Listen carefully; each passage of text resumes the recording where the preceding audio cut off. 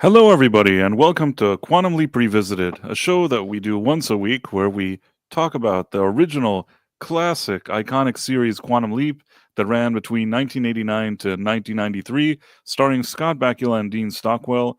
And today we're going to be discussing the episode Hurricane, which is the season 4, episode 3 episode. So it's Hurricane. And with me, as usual, I have a fine panel of gentlemen here. Which you probably know by now. I have, of course, Ro from the Sacrif Podcast. Ro is a veteran broadcast newsman. He also has his own podcast, the Sacrif Podcast, also known as the Sacrif Scuttlebutt Podcast. And you can find this podcast on anywhere that they have podcasts, whether it's Apple or Spotify or Amazon or all that good stuff. He's also the co-founder of the Red 5 Network, which is a network of other podcasters. So he really has his hands full. And of course, we're always happy to have him here. He has a lot of expertise when it comes to, the behind the scenes in production, especially the technical aspects of it. How's it going, Ro? It's going fantastic. Good to be here, Bryce. It's good as well. You have motorboated, as you would say. Okay, I'll come back and then come back in. Okay, well, that's the best. That way that you make a grand entrance. And in the meantime, I'll introduce Nick, the backyard Tardis. Nick is a minister at his local church. He also is, in his town, the local locksmith. And he's also a consultant to the sheriff and the fire department. In addition to that, he has his own ranch where he raises goats. How's it going? And he's an expert in sci-fi, of course. How's it going, Nick? I'm going good. Keeping busy and ready to talk some Quantum Leap. That's what we like to do here on Thursday nights. And great to see the chat with us. We have some good people here that we see often, from Ron to Tex to Marla to Ghost Flickster. And I think I saw Malik ID. Maybe I saw Malik ID Wildman. Maybe not. In any case, we have a lot of great people that join us on a regular basis, and we're always very appreciative of that. And especially now during this holiday season, it's always nice. It makes what we do fun. Hey, Caleb Levine. It makes what we do fun because we just love having these conversations with you guys and, having these kind of discussions about a show that we all like so much. So, I guess, Nick, is everything cool? I asked you, right? I said you said it was okay. Yeah, it was cool. Yep, okay, good. Everything's good. Good. So this week we have this Hurricane episode, and I guess as usual, before we start looking into it, without even too much, just like in a few words, what did you think generally when you saw this episode? Ro, what did you think? I liked it, and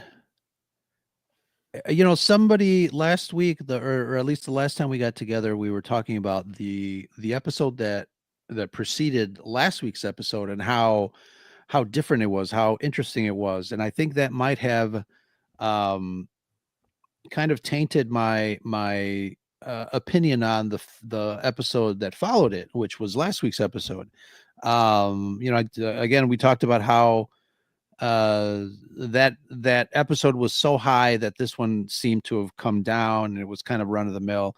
I think this episode it was kind of back to basics, but I think maybe it was better written and laid out in a way that was, to some degree, it was a little predictable, but I think it was well done. The plot devices were presented in a way that wasn't super obvious, but I think I liked this week's episode better than last week. Last week I shared that it was kind of at the bottom of my barrel of the barrel when it comes to episodes, but I think this week was, I'm happy to have enjoyed this one a little more than last week. Fair enough. Nick, what did you think? I like this week's, but I'm going to be the opposite of Ro. I like last week's better. There were just a few things to me that felt kind of out of character and cookie cutter. But I did like some of the twists and some of the things. So looking forward to getting in and talking about it. Tex Roger says, I definitely like this one better. I like it when Sam is the hero, and I tend to agree with Tex on this one. I didn't hate last week, so it's like we all said it was just an okay episode for me, but I didn't hate it, but it also didn't really stand out. Here, I think that there's a situation that he leaps in, and there's already an emergency. The stakes are high the second he shows up, and I think that from that moment until the end, the pacing is quick. There's a feeling of like a lot of things are happening and everything needs to move forward at a steady pace because we're in the middle of a crisis. And I think that kind of suspense, even though I agree with Ro, it's simple, but sometimes simple isn't bad. Sometimes if you just work with the basics, even on a simple idea, I think it works. But let's already just dive into this. Let me find the files. Embiggen Price. As opposed to with Ro, that I for you I especially did it in one file. This one is still going to be 2 files. Okay, let me share it,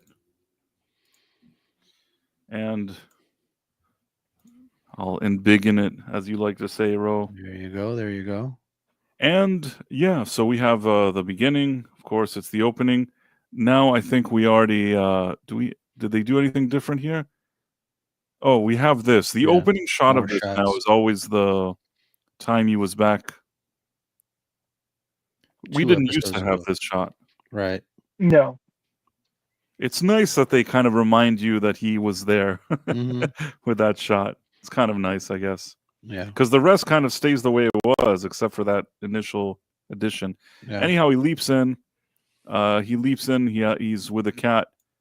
I think that's kind of cool. I like this kind of leap that he's just holding a cat in the middle of this.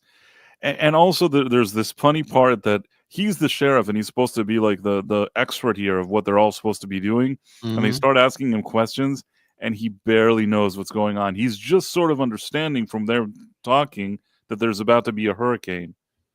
And they're like, I think the lady is like asking him, wait, first here it's still, oh boy, he understands it's a hurricane. Then of course the thing starts. It's the opening we know and like. Has this shot always been here? I'm not sure.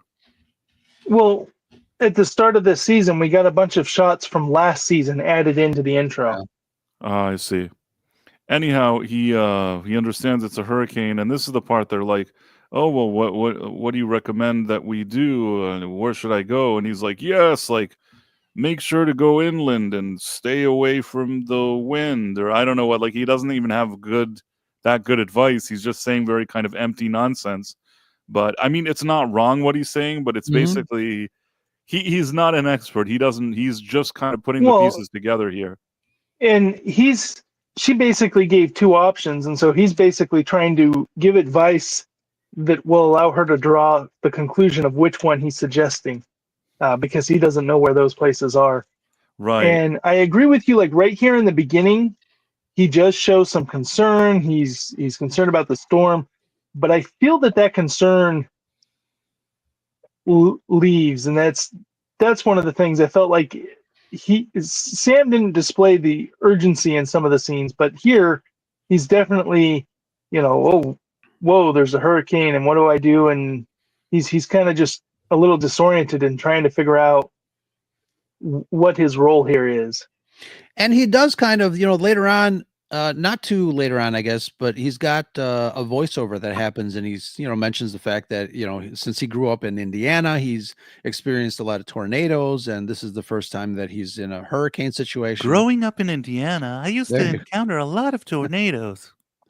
Yeah. Well, and he also says that puts those to shame, that this is so much bigger. Right. But then he starts talking about, but because I leap, my life is always a hurricane. So I feel a quiet calm about it, or something like that. Something like that. Right. And then we know, Tex, we know we're talking about the differences and the similarities. And then already when she leaves, this girl, and this is really a good way to do the exposition. I love how he's trying to figure out what's going on.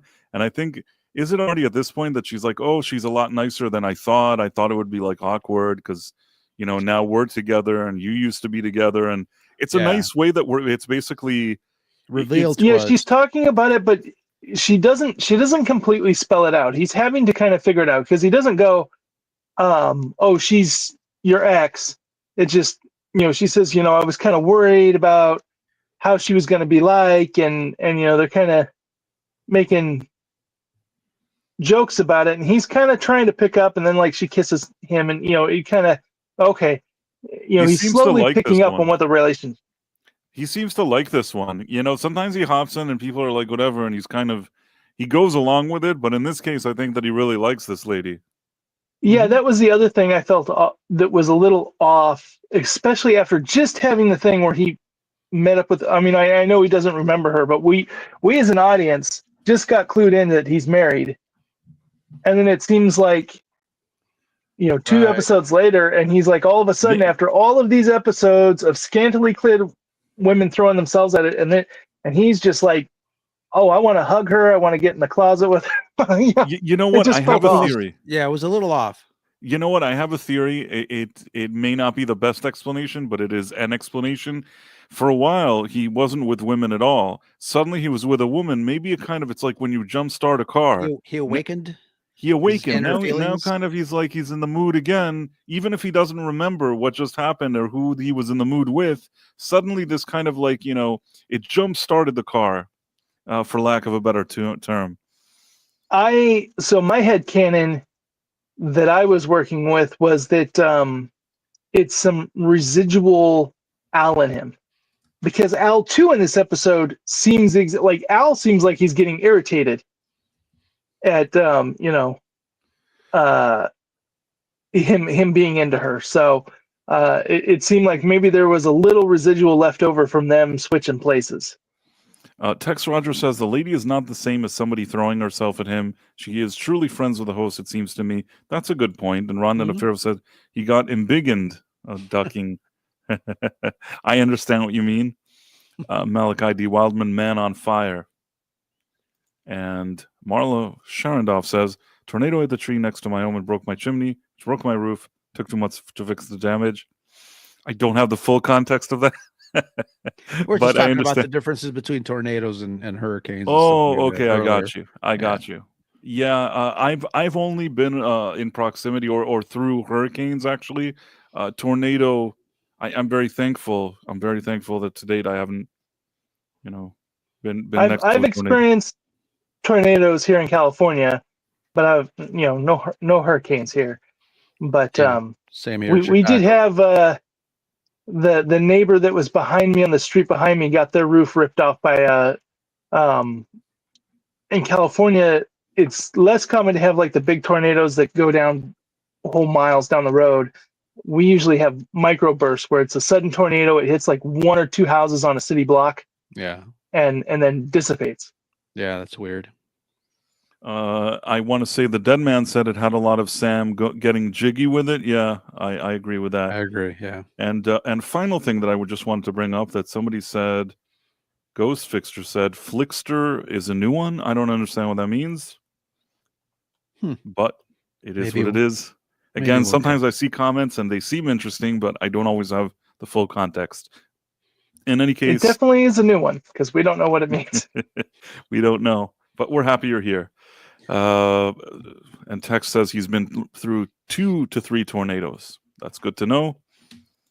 Happy you're with us after those tornadoes.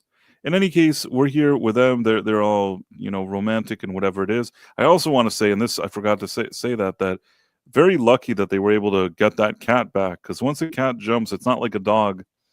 That felt weird that she just called the cat and it came. I'm like, have you dealt with a cat in any kind of traumatic storm? I don't know how they found this trained cat that would even on command go into the car. That was so fortunate that they even were able to pull that off. Cats usually don't operate. They're not like dogs. Usually they don't operate like that. Especially if you put them outside. You put them outside, they're just going to take a walk. Yeah. So I have an indoor cat that it got outside once, and it's decided it wants to be outside. So it specifically goes straight for the door. The only way we catch it is we let one of the little dogs out and say, go get the cat. And it has to tackle and hold that cat down to the ground. Because otherwise, I can go around my property. I mean, acres and acres, chasing that cat, and it will just run from bush to under car to everywhere. The only way I'm able to do it is to send the dog out to go pin it to the ground and then get it. And the dog and the cat are friendly for anybody worrying. They roughhouse in the house. Oh, wait a second. I just saw this. Nerd Wars, it's a good friend of mine. He gifted Oh 10 wow! Price of Reason live memberships. Thank you so much, Erwin. That's very, very nice of you. I hang out on his stream every Thursday at 3 p.m. He does a great stream with Angry Badger and with Gooch, also known as Diabolical Souls. It's a great conversation about a lot of stuff pop culture related. And if you're not familiar with Nerd Wars, he has a really, really great channel. Thank you, man. It's really, really kind of you. Yep. And if you receive one of those, make sure and you he give says a shout out. it's my absolute pleasure. Wow, I'm excited that he's even watching this. He's probably sitting around thinking, "What is this?" What But are these guys talking about this what are whole these show guys for? talking about? Yeah, we're talking about Sam and how he wanted to get busy with his lady.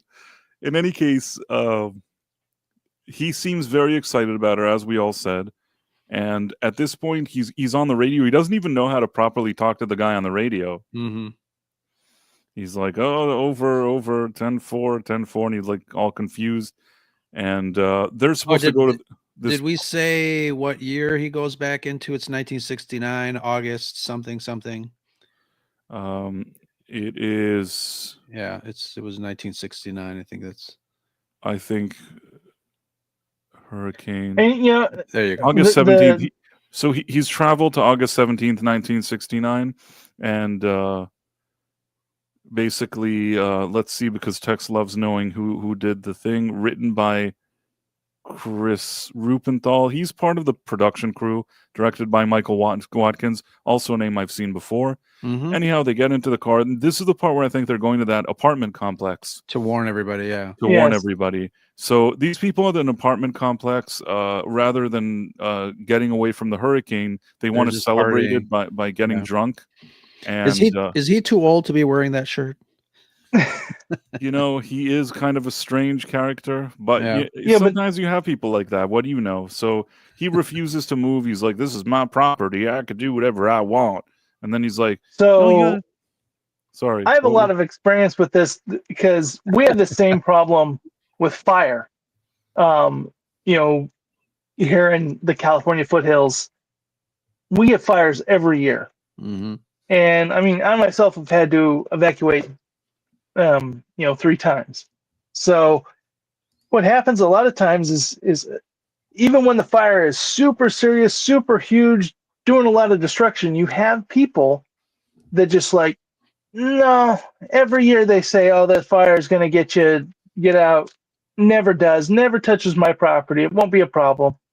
And it is sadly some losers, but like this is a thing is these ones, they live there all their life. There's this bad storm, but their building endures it. So what's the big deal? Why am I going to get out in a car, get out there, rush? That's more dangerous than just staying here. And they have that attitude. Ron Donofero says, "Nick, I'm in San Diego. Tierra Santa to be exact. You must be close." I'm Northern California, so I am an hour north of Sacramento and another 40 to an hour east. So up in the foothills. Here, there's something interesting that happens, that this guy looks at him, and he's like, "Every time I look at you from a different eye, you look like a different person." And that's because when he looks and sees the reflection, it's actually the man that he's leaped into. That's why. But the fact, maybe it's implying that because he's drunk, or maybe even, I would say maybe it's even hinting that he's something beyond drunk. Maybe he's done some kind of brain-enhancing recreational activities, which is why you can see Sam's real identity and not his host body. Doesn't the girlfriend do that too earlier than this scene? The girlfriend, what she says is, "I never noticed you had a hint of green in your eyes." I think something like that. And I wonder if this is setting up for something that happens later in the season, I guess. It was an interesting thing. My thought on that was that it was the storm, that somehow the storm was affecting his projection or something, because there's multiple people in this that make a comment at some point. Right, maybe kind all of the different magnetic electromagnetic interference in the something, atmosphere. all these kind of storms going on, and suddenly it caused these people to see his real identity and not the person that he's traveled in. I wish they left kind of into. expanded a little bit more on that. I would have liked to have seen more of yeah. that too, because they didn't explain. I almost feel like maybe there was a deleted scene that explains why this man could see his other identity, but because he's sort of drunk, or you know what? I am going with the explanation. That's for my headcanon, that the guy did recreational activity beyond drinking. Maybe something like pizza with mushrooms, if you understand what I'm trying to say. And perhaps that caused him to sort of have a strange perception, which is why he could see Sam's real identity. In any case, he's like, "This is my property, and I can do whatever I want. So get lost." And then they leave. And then they arrive here at Umbella. What is it? Annabella. Yeah, like the resort. Yeah, they're like, "Oh, well, it will be safe here at Annabella. Oh, you're so great." And it was at this point I thought she was crazy, which is funny because she was like, "Isn't it so wonderful to be out here experiencing this hurricane?" Right, and then he's like, like an action hero that travels through time, and he likes talking about himself, and she loves it. And then they go inside. Maybe that's why he likes her. They really made a point to. Maybe it's important for the narrative of the episode, but they really made a point that you understand how much Sam kind of immediately likes this lady. And you know, backing up to when they first go into this this house or whatever, it felt like a redressed set of the prostitute house. It does feel like the prostitute house again. Yeah. Interestingly, I thought it was interesting that they did this thing with Al. Is this the first time that Al coming through the door was in the foreground? Because he's always behind Sam, and it was weird to have it block Sam.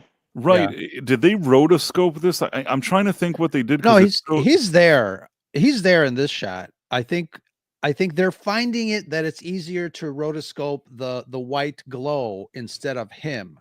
I see. You know what? I think that this was very effective, though. Yes, it's kind of weird that he fears of Force Sam, but it's cool. I didn't hate it either, you know. And then he's like, "Sam," and I'm trying to think what he tells him. What does he tell him here?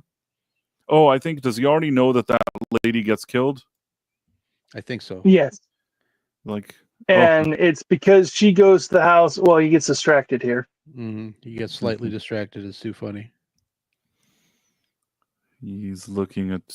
I love the intercutting of all the stock footage of the hurricane, because the resolution is like so off when they cut back to. Right. It really looks off, but you know what can you do? I feel like years ago when I saw this, I probably saw it in like standard definition.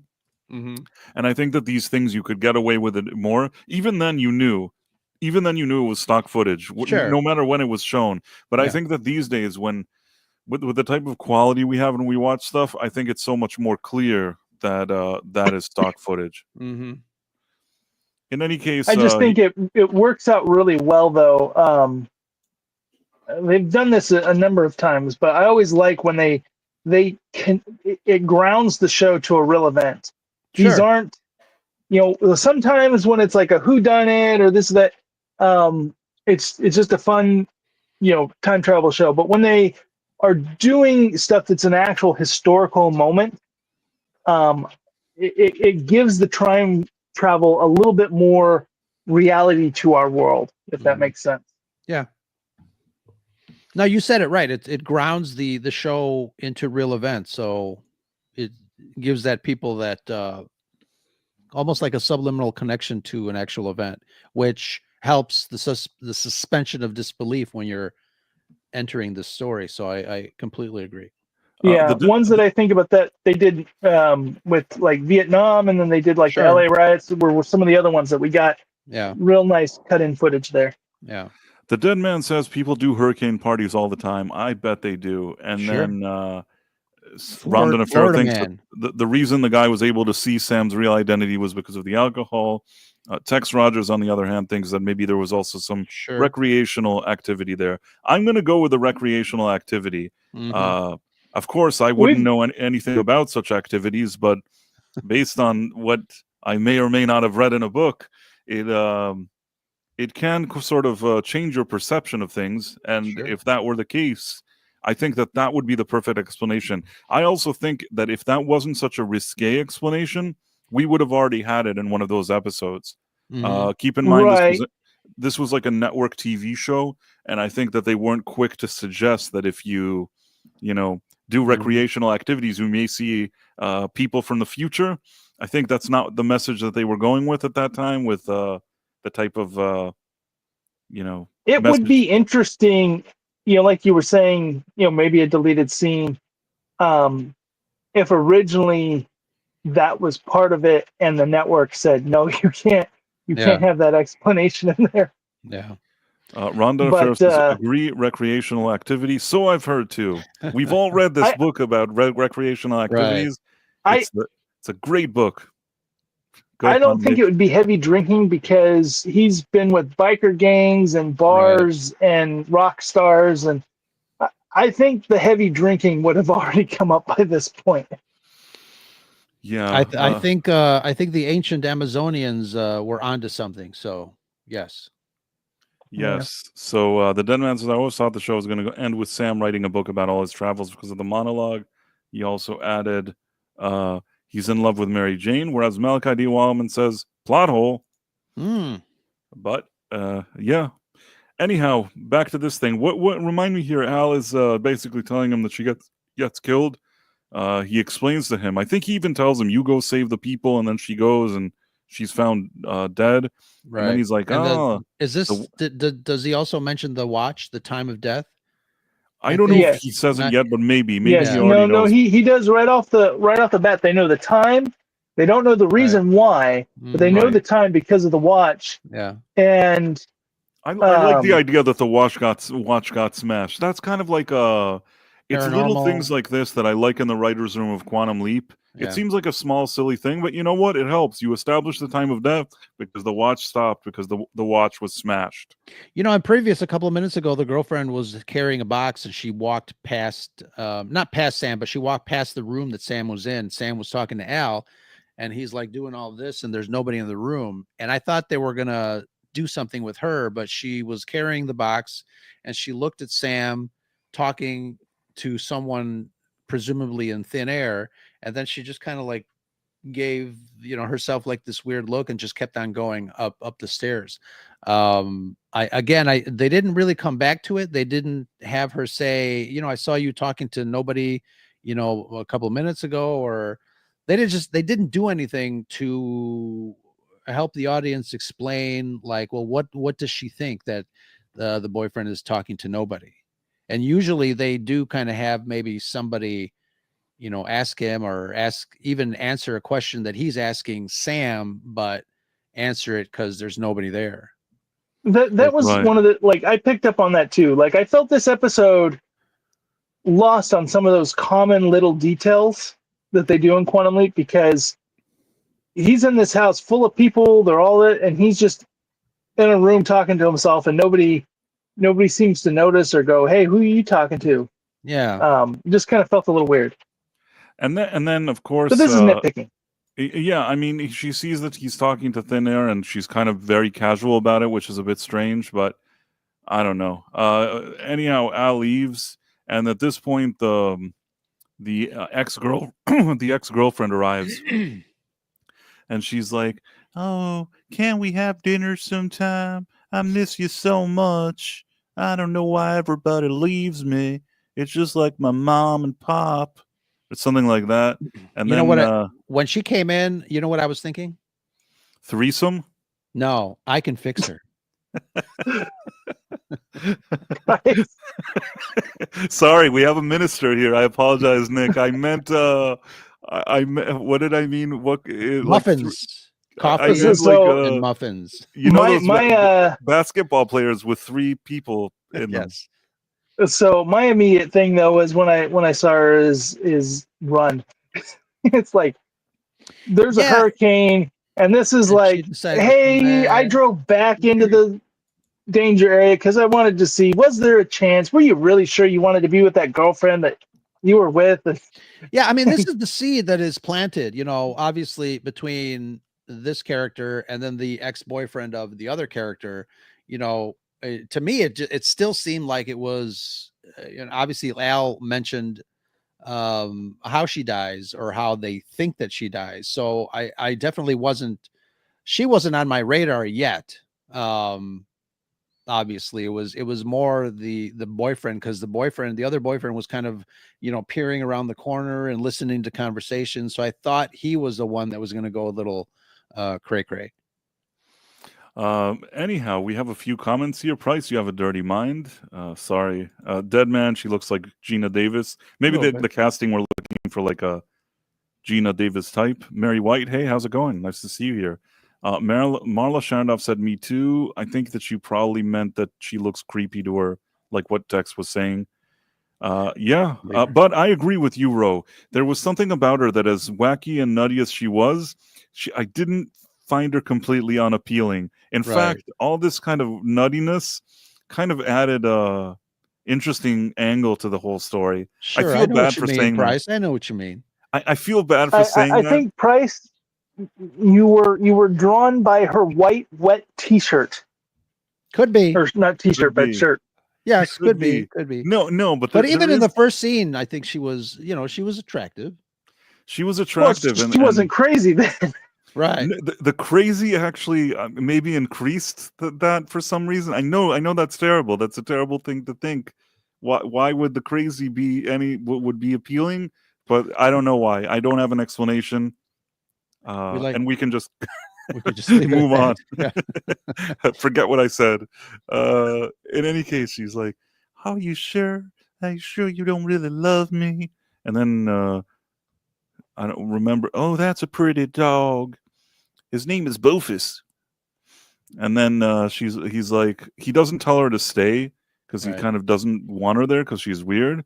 And she's like, well, I'm going to leave now. I couldn't stay here. And then she leaves. Well, he's trying to let her down easy. And there's a key thing there. She says, if you weren't with her, would it be a possibility that we could get back together? And he's kind of like, well, sure. But I am with her, and I want to be with her. That was the worst thing he could have said. Yeah. Right. Yeah. He sealed that.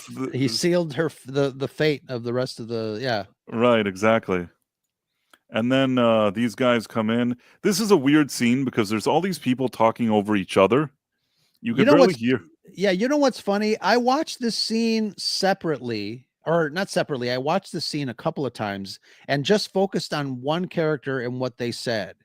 And again, just getting back to the writing of this episode, I think it was well done because you can tell that this guy had his own agenda. He was reacting to things that weren't there.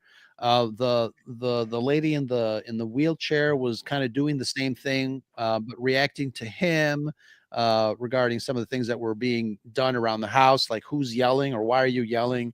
So it is interesting because the timing of these actors was really, really fantastic. If you go back and listen to each character individually and maybe filter out whatever everybody else is saying and just focus on one person, it is done very well. It's really hard, and rarely do shows accomplish this, to do a crowd scene where everybody's talking, right, and to still make it feel natural, though. Yeah. Just made me think of the first Home Alone movie, when the family's all going before they take the trip, and like there's all this stuff going on, and they're all having real conversations. That takes work, because if you just tell a bunch of actors, just go over and, somebody's talking complete gibberish that doesn't make any sense. Right. But tell me if I'm right, like somebody was saying something about an anniversary, and then like you can tell like she's kind of senile. Is it my birthday? Right. And so they're kind of just all going, and the kids are just trying to get, or I should say the adults are trying to get the grandparents hurdled and the kids hurdled at the same time, and they're all going crazy on their own conversations. Right. Rondon Afero says that he has a nutty ex-girlfriend, and he suspects that many of us do. I think that every person has encountered some level of that at some point Sure. Yeah. in their career. Super Mario Brothers 3, the clarity on the screen credits of the episode was poor. For whatever reason, when the credits are put over stock footage, the quality diminishes. That's possible. I think you also had another comment about where they got the Yeah. stock footage from Hurricane Camille was used for this episode. I believe that. In any case, yeah, I mean, it was a real hurricane, like people are saying here. She loves him because he's funny. I'm not sure who the Price likes the crazy girls. I mean, I was just saying that this, to some degree, there's something interesting about it, but it also has its downsides, of course. Tex has a question that maybe I can address. Tex Rogers, all she has to offer people is physical charms, no personality or soul worth knowing. That's true, Tex. And sometimes, though, yeah, you know, don't dismiss. Bryce is like, sometimes, you know, it's all you need. What Price is dancing around is he's hoping that she's freaky in the sheets as well. Yes, exactly. I have no idea. I don't know what you're talking about, Nick.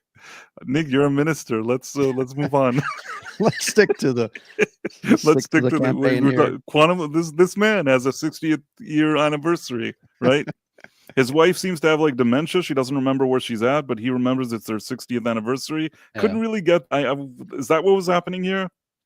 Or the birthday or something like that. Well, she thinks it's her birthday. He thinks it's their 60th anniversary, and I Yeah. kind of think that they both kind of lost their marbles, and the kids are just trying to herd them in. And then, you know, the storm's going on, but they're like, "Oh, we're going to this special place. What's the special occasion?" And they're each making up their own. So, Super Mario Brothers 3, is it still stock footage? If it's from news reports, I thought stock footage was what a studio has lying around somewhere. Yeah, I mean, if it's real, I don't know if it's exactly, but it's so technically stock footage can be any footage that is used as an archive. So it doesn't have to be necessarily news footage, because like I'll go and shoot a crime or a fire, and it'll be 12 minutes of shots of a building on fire, and I'll go put it in the system at the news station. So that becomes their stock footage, but I can also shoot my own stuff and submit it to websites that purchase, footage of events, and that becomes stock footage. It doesn't necessarily have to be footage that a movie studio has, although that can be categorized as stock footage. Well, and when Sharendorf says real footage is used whenever the episode involves a real situation. Yeah. Wouldn't it be called stock footage if it wasn't filmed for the show? So they're using footage that was filmed for something else. Isn't that what's considered stock? Just like Man on Fire. I saw a few people write Man on Fire. I feel like I don't understand the reference. What do they mean? Are they talking about the Denzel Washington movie? See, I remember that. Isn't that one where there's a little girl that there's some cartel and he ends up getting rid of a lot of them or something? Yeah, but I'm not sure if that they're talking about that aspect of that movie, or are they talking about, because I think earlier on we were talking about Sam awakening his sexuality, and I think that's what they're referring to as Man on Fire. Well, that's a possibility. In any case, this older lady, she seems a bit confused, but they're celebrating her anniversary in this place here, and then we're introduced to this guy. This is a known character actor, by the way. Yeah, I think his name is James Morrison or something like that. This Morrison guy, I actually once saw him in a play. It was like a Broadway play, which I usually don't like to go to. I don't remember what the context is or why I even went. Mm-hmm. Probably there must be a good reason, although I can't think of it now. In spite of the fact that I don't usually like this kind of stuff, it was Who's Afraid of Virginia Woolf. Okay. And that's about, like, there's 4 actors in that play. One of them was him. I'm trying to remember what the other ones were. Was there Diane Keaton may have been? I can't remember now. Really hard for me to remember, but I remember he was in it. And he was also on the show 24. He also had kind of an extended thing as one of those the counter to whatever unit, CTA, whatever it was called. He was their director. and then he was friends with Jack Bauer, and they worked together, something like that. Right. In any case, at this point, they I talk think about.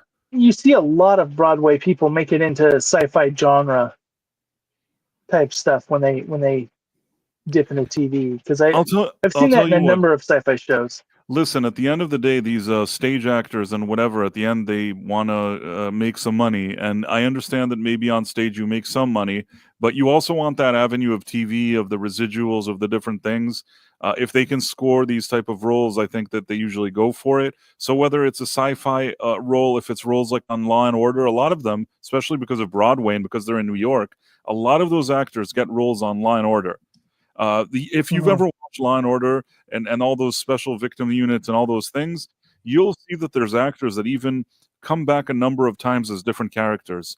Maybe they space it out like 3-4 years between each appearance. One time he's a suspect in a burglary, the next time he's a suspect in a homicide, and the next time he's like a lawyer. They recycle them over and over again. Because there's only a certain pool they can get from New York that are like high-end actors, and a lot of these Broadway ones are looking for this kind of temporary gig or a one-shot deal. So it's kind of a marriage of convenience for everybody. That's why you sometimes actually have decent actors on those shows and guest roles. I feel like I contributed something to this conversation. Nobody thought of this before. I feel like that was like me like covering for Script Doctor. I feel like that was something that Script Doctor needed to say, but I think he's on vacation with his family. I want to say girlfriend. Sure. Yep. No, she's not his wife. I think it's his girlfriend. But yeah, it's his girlfriend. His girlfriend. In any case, or who knows? Maybe we'll find out its status has changed, but it's his girlfriend as far as we know. And then at this point, Sam continues to really like her, and he's trying to tell her, "Oh, is there anything at home? Is there anything that you needed? Is there anything that you needed at home?" And she's like, "What do you mean?" And then he's like, "Sam, yeah, she still dies. You got to do something." Well, it's funny because she thinks he's suggesting a different thing. Every time, he's trying to get her to go so that she doesn't have to go later, and she's not thinking, "Oh, I need something at home." She's thinking he's being a horn dog and trying to get her home to where it's private for so that they motives.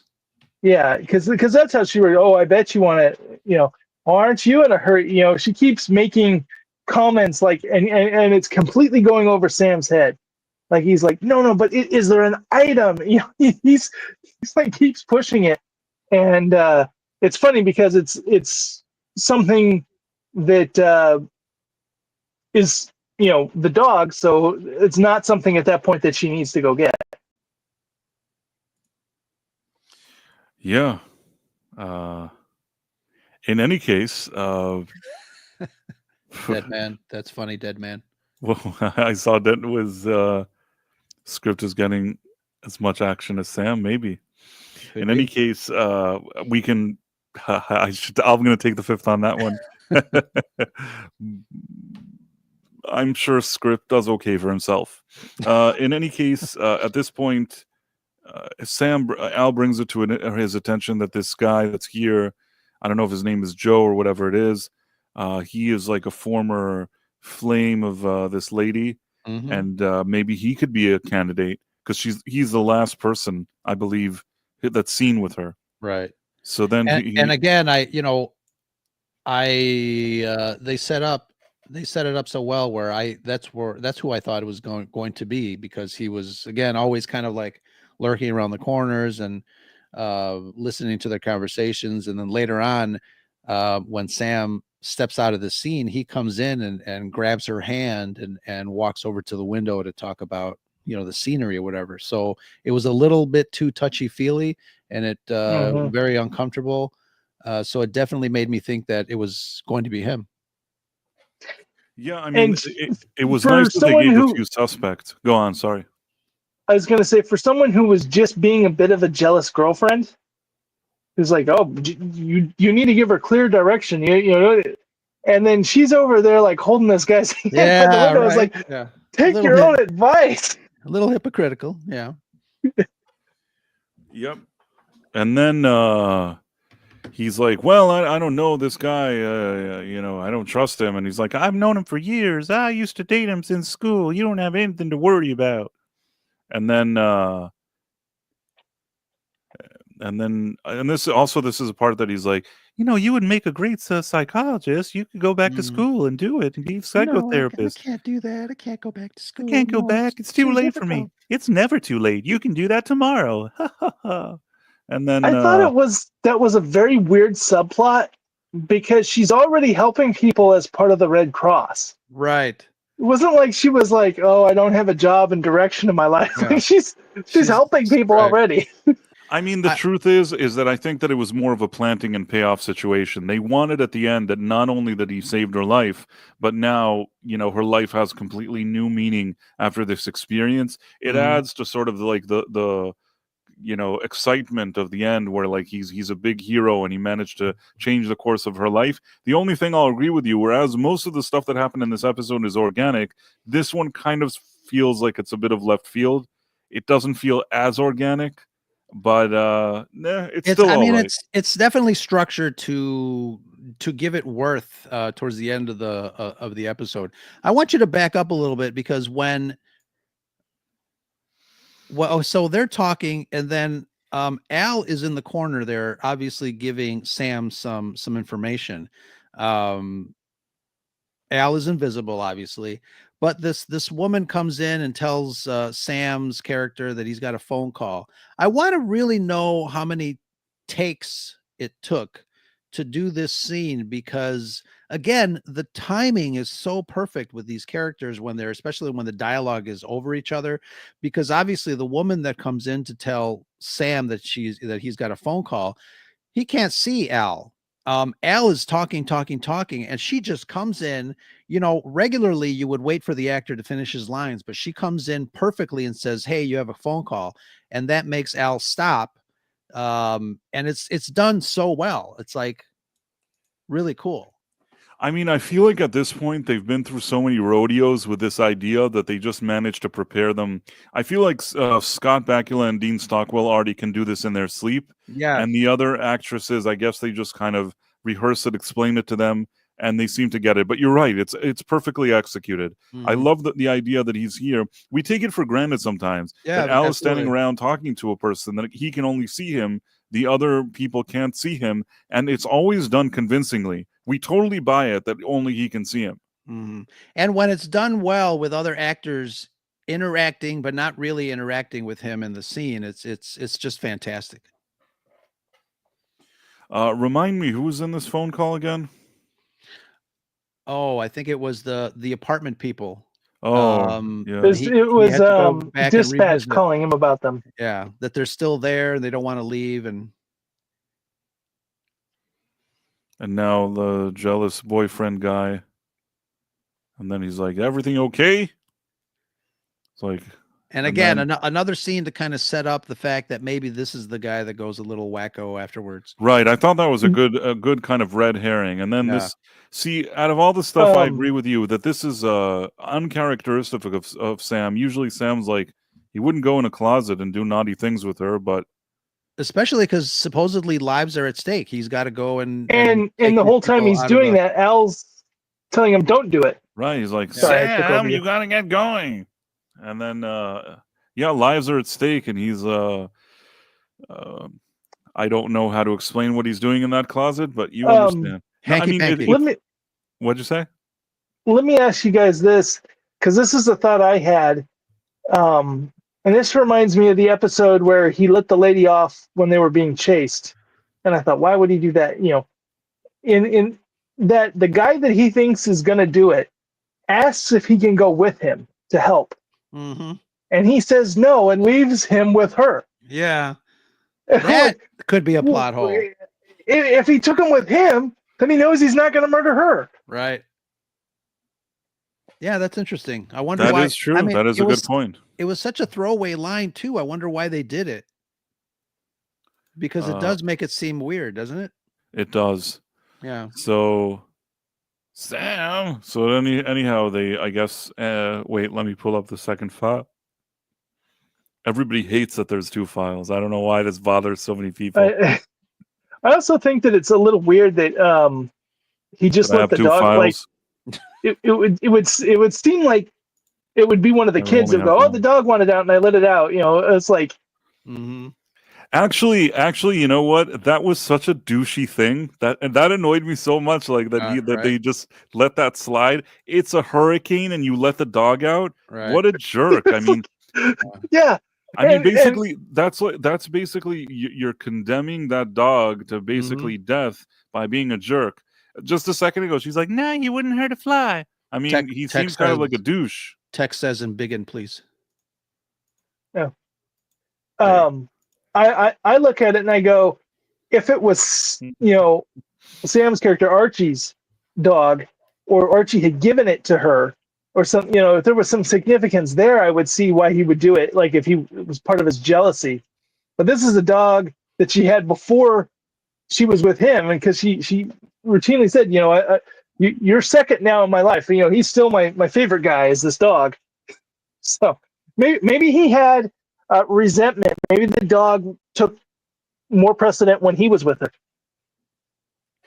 I don't know, man. All I know is that he's a complete douche. Douche. That's unacceptable that you do that to a dog in that situation. He's like the biggest villain here. He should probably like. And again, it's setting the stage again for us thinking that he's the one that's going to go a little nuts. Right. In the end, I half because they were tying everything up in a little bow. I half thought that they were going to introduce her to the crazy woman and say, "Hey, you guys should be together now." Yeah. Right. That would have been interesting. Sam, he ends up with a crazy woman. In any case, he shows up. I also am a bit confused. Why would the dog in the middle of a hurricane want to go run and sit in this yard next to his home in the hurricane? I'm not sure the dog would want to leave there. I don't know. A dog wants to be next to his owner, I think. No? Yeah, but it also would search out safety in the panic. And if it recognizes the house as safety. That's possible. Maybe I'll accept that. So he puts him in. It was too noisy from that family that was right. And then this was a great effect. This was actually pretty cool. Yeah, this was done pretty nicely. Yeah. And the lighting is perfect too, because in this shot, it definitely looks like he's actually in the vehicle. Yeah. Now he is, but it was done very well. And then he's like, Sam, you can't do it, but you have to make a choice. You either save them or save her. So this is finally him acting like the storm is hard. Like he's driving in it. He's like, I don't know if I'll survive the trip there. He's finally actually acting with some seriousness. Before this, it was kind of like, okay, yeah, it's a hurricane and it's solve the episode. And this part, he's like, I need somebody to go to join my girlfriend right now and make sure she's okay. I don't think we have enough people to do such a thing, sir. We'll try our best, but you go get them people from that party. And then he goes to the building, and then he walks in, and he's like, I don't have to go anywhere. And then he pulls out his gun, which is cool. I like the part that he pulls out his own gun and shoots it, I think. Yeah, very forceful. Yeah, no, I like that he kind of took charge like this. Yeah. Al didn't, in his little report of what happens, he didn't talk about how Archie was suspended for firing his arm. I think that in this case, in a small town like this during a hurricane and him saving people, I guess didn't make a big deal of it. But yeah, it's pretty badass. Anyhow, they're all here, and this is the part that I thought of you, Ro, and I thought to myself, a bit of a plot hole. I understand they told all these people to stand in a certain place because of the weather, but the fact that all those people, maybe even with all the noise from the hurricane, wouldn't notice that there's two women here fighting. I mean, this was a serious fight, and the people weren't that far away. They kind of all disappeared. Maybe in my head, they're not even on the same floor. Maybe I just thought of that possibility. Maybe they're on a different floor. In any case, this is the part. This house must have really good soundproofing because Sam is just standing in a room talking and nobody questions that, and then they're having this fight and nobody questions it. Yeah. And then this is the part where she grabs the. This scene really plays out almost like a Friday the 13th Halloween. That one shot where she picks up the knife and rises into the shot is very like Michael Myers. I liked it, yeah. Yeah. And the music too, there's a little hint of like ding, ding, ding, ding, ding, right, it becomes I want to say that in general, the music in this episode was very upbeat. There was a very kind of suspenseful feel throughout Yeah. the whole thing. It was It's very like, kinetic.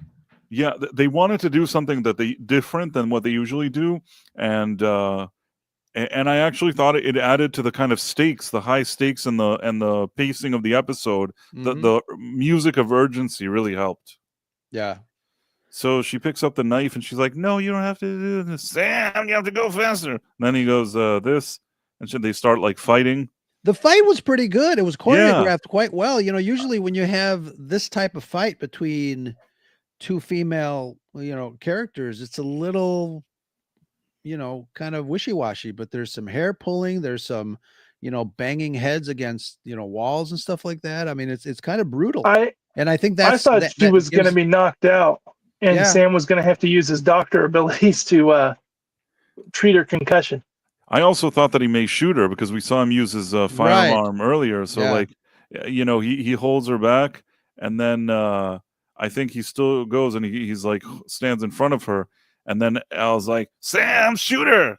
Yeah. And then she starts crying, and he manages to take away the thing, and then Well, she's about to commit suicide. Right. She takes the Right. knife and says, So, like, when she realized she's not going to be successful, she turns it on herself. Mhm. And even Sissy, who she just tried to kill, didn't want her to kill herself, which shows what a wonderful Caring. person, caring and She could genuine be. person that Sissy was. Yeah. Anyhow, now they're done, and Sam's like, Well, why haven't I leaped, Al?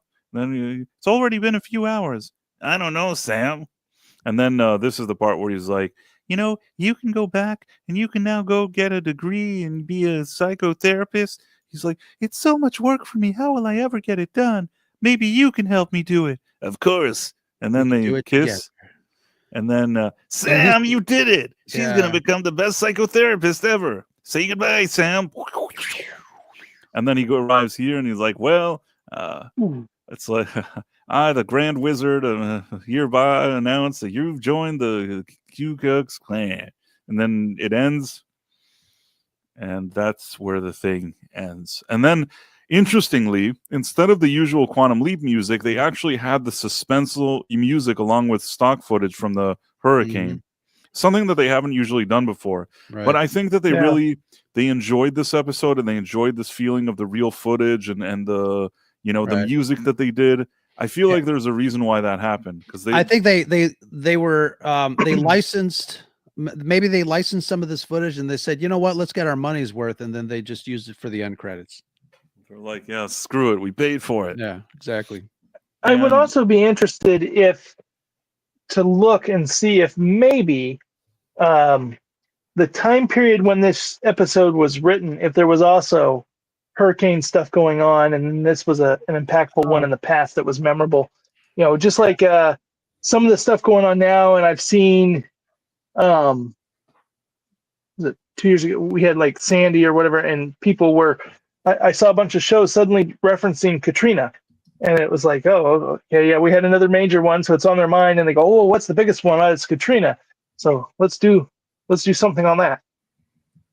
Sure. And Yeah. it just, could be. And then the dead man says all Sam had to do was keep Sissy in the closet. Yes, but if he would have stayed with her in the closet, he couldn't have saved the people from the party. And I don't know why he would have to lock her in the closet. I don't think that was realistic. Right. Somebody would have let her out. Other thing he could have done is he could have said, you're so good with people and connecting to them. I need your help to go get these people out and take her with him Yeah. so that he could keep his eye on them. A couple of different things could have been said. Dead but- man says that Lisa became Price's girlfriend. Yeah, that's her future. Actually, her future is like, Well, she spent a few years in therapy and then she was pretty much okay. something like that. That's what he tells her. So my way to make some of the episode make a little more sense to some of the things that we said were acting anormally is to switch the lady's pets. If he was hanging on to the dog in the beginning and it got away, she called it to the car, it would have came to the car. But if the girl's cat got let out, a cat would immediately go run home. So Yeah. I think that would have made much more sense, because we were saying these animals were acting normal. Right. But you know what? A cat, you can't even trust that they'll run home. You don't know where they'll go, really. So Well, I don't know. yeah, That cat would have been difficult to track down in a hurricane. Let's put it that way. Malachi D. Wildman, next episode cannot be made today. They simply wouldn't attempt it. I think they'd steer away from it. Even for its time, I think it was rather risque. And today, I think that they just steer away from it. And me and Ro are in the dark because there's been some times when there's been an episode and it looks like it's one thing, and then it's like, oh, it's actually a play or something. I don't know how actually into Ku Klux Klan it goes, but it'll be interesting. I'm hoping.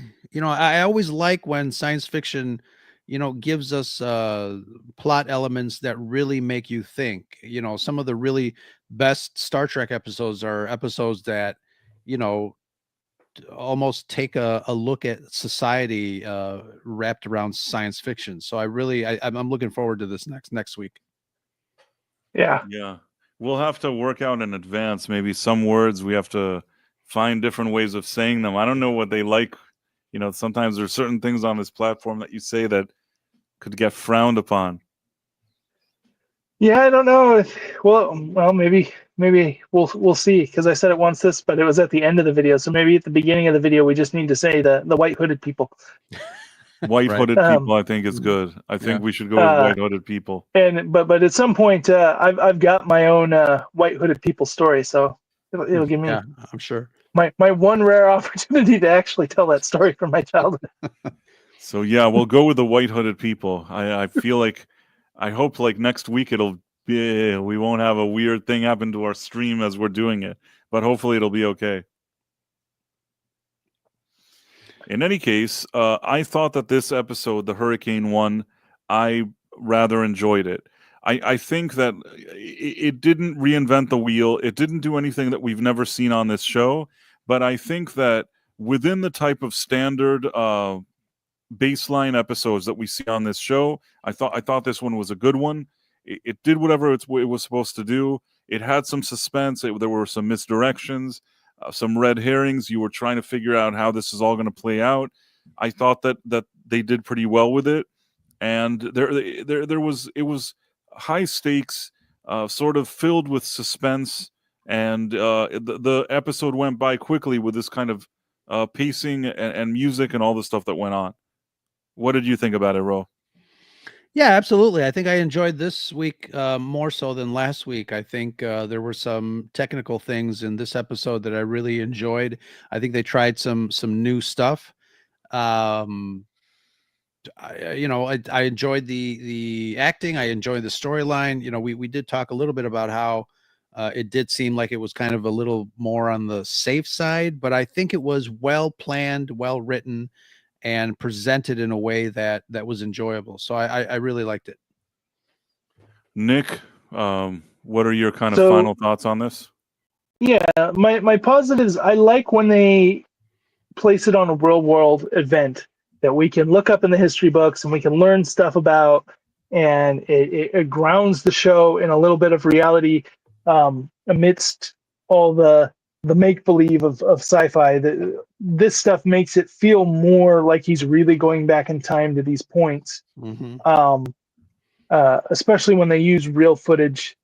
I like that. Even though there's a little bit of it, I like it. I did feel that Sam and Al felt a little off to me.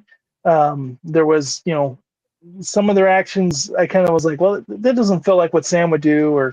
And then when Al kept like, will you stop kissing her? We got stuff to do. And it's like, if he's kissing her, she's not dying. Mm-hmm. If that didn't feel like an Al thing, but and then just little things like we were talking about them talking in the room, or the little details. There was little things that were off that were bugging me through it, but overall, I enjoyed the episode. Not one of my favorites, but I enjoyed it, and I enjoyed the hurricane aspect of it mostly. That's fair enough. I just let me see. I see that Deadman says, I think it had good pacing and tight script, and he misses Script Doctor, which again we'll see him here. We'll see him here soon, hopefully next week. This one was a holiday, and a lot of people are still kind of in limbo with these holidays. Yeah. I was talking, though, earlier today to Ro and to Nick, and they both felt that there probably were people hanging out and interested in seeing our stream, and we decided to just go ahead and do it. But I suspect that next week it'll be like a even bigger form of and panels. poor Sean, he couldn't be here. You know, people still going and watching Sonic 3 so much that he he can't get off work. Yeah, right. Sean is working very hard these days. good for him. Good for him. Good for him. Yes. Yeah, no, We support that. Of course we do. In any case, let's just go through all the people that have been here. There's been a lot of good people here today, and I want to be able to give some shout outs. Tex Rogers, Ron Donofero, Rob Nut Scubla, Malachi D. Wildman. You were here. No, I actually saw you later. Nerd Wars, thank you again for the gifted 10 Price of Reason Live memberships. Really appreciate that. And again, check out his channel if you haven't already. Ghost Fixter, Marla Sharondoff. Always good to see Marla here. Caleb Levine.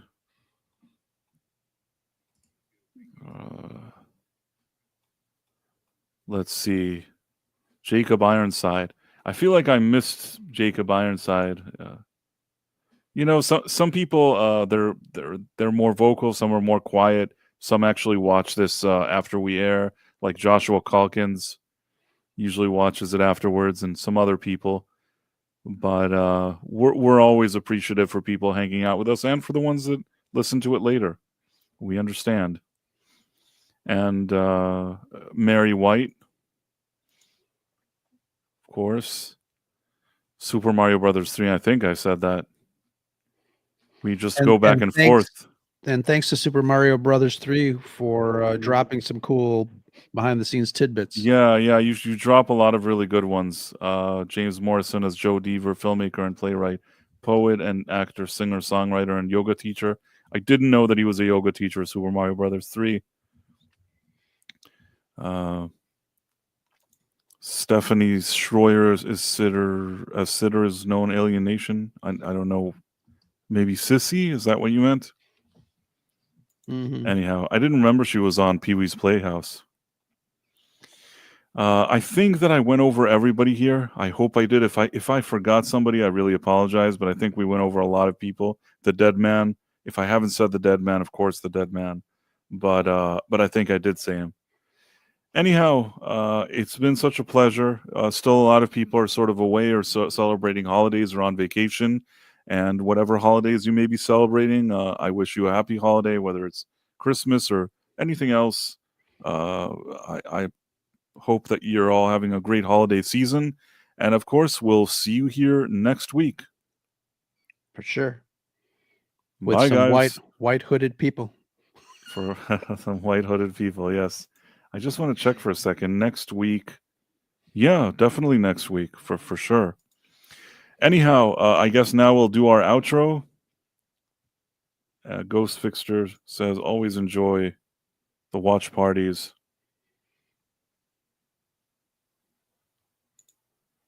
Super Mario Brothers 3, how do you know William Stratton was the dispatcher voice? He isn't credited on IMDb. Not really sure. See you all next year. Absolutely, Ron Donofero. We'll see you all soon. And now let me find our outro, and we will be on our way. I'm such an awesome